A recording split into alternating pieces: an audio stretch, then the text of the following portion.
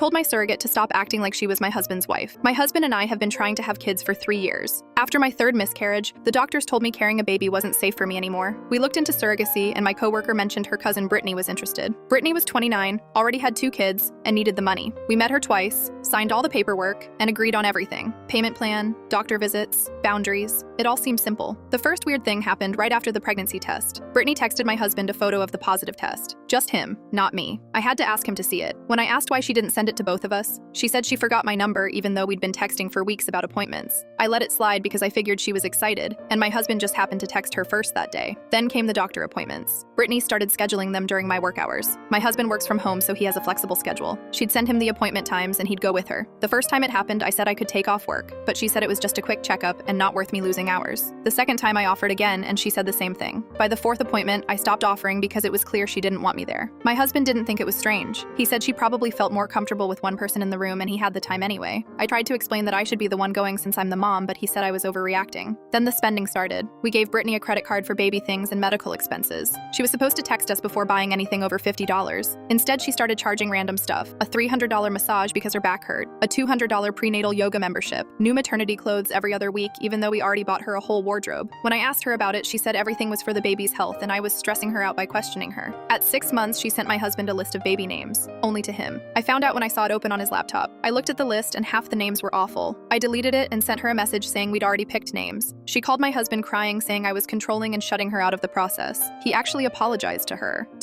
Last week, she invited us over to discuss some things. Her mom was there too, which should have been my first clue this was about to go sideways. Brittany sat us down and pulled out a list she'd written on notebook paper. She said there was confusion about expectations and she wanted to clear things up. First thing on the list was the baby names. She said since she was carrying the baby, she should get to pick the middle name at least. Second was money. She wanted the credit card limit raised and a weekly cash allowance for groceries and gas. Third was time with the baby after birth. The original agreement was she'd see the baby once a month for the first year if she wanted. Now she wanted weekly visits and to babysit whenever we needed it. Fourth was the delivery room. She said only my husband should be there because the hospital has a 2-person limit and she needed him there for support. I sat there staring at this list. My husband looked confused but didn't say anything. Her mom jumped in and said Brittany had been so stressed because I kept undermining her and making her feel like an incubator instead of a person, that I didn't appreciate the sacrifice she was making, that I should be grateful she was giving us this gift. I stood up. I looked right at Brittany and said she needed to stop acting like she was my husband's wife and this was their baby, that she was our surrogate, that we appreciated her but she was crossing lines and excluding me from my own child. I reminded her we had a contract, that she agreed to terms, that this wasn't her baby to make decisions about. Brittany started crying. Her mom started yelling at me saying her daughter put her body through hell for us and I was treating her like garbage. My husband finally spoke up and asked me to sit down and calm down. That made it worse. I told him he'd been letting this happen for months. I grabbed my purse and left.